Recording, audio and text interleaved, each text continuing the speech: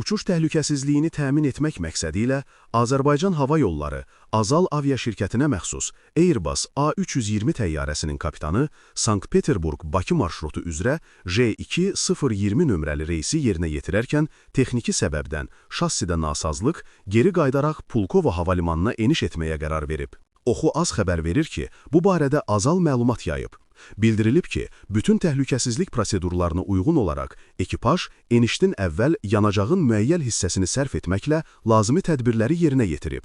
Təyinat üzrə müəyyən edilmiş qaydalara əsasən Sankt-Peterburq hava limanında fövqəladə və xilasetmə xidmətləri yüksək hazırlıq vəziyyətinə gətirilib. Təyyarə Bakı vaxtı ilə saat 04:43-də Pulkovo hava limanına uğurla enib. Eniş zamanı hava gəmisi uçuş-enmə zalağından cüzi kənara çıxıb. Göyərtədə olan 155 sərnişin operativ şəkildə təxliyə olunub. Xəsarət alan yoxdur. Sankt-Peterburqdan Bakıya sərnişinlərin daşınması üçün artıq digər Azal təyyarəsi göndərilib. Azal sərnişinlərə göstərdikləri təmkin və anlayış üçün təşəkkürünü bildirir, Pulkovo hava limanının xidmətlərinə, peşəkar və koordinasiyalı fəaliyyətlərinə görə minnətdarlığını ifadə edir, aviaşirkətdən bildirilib.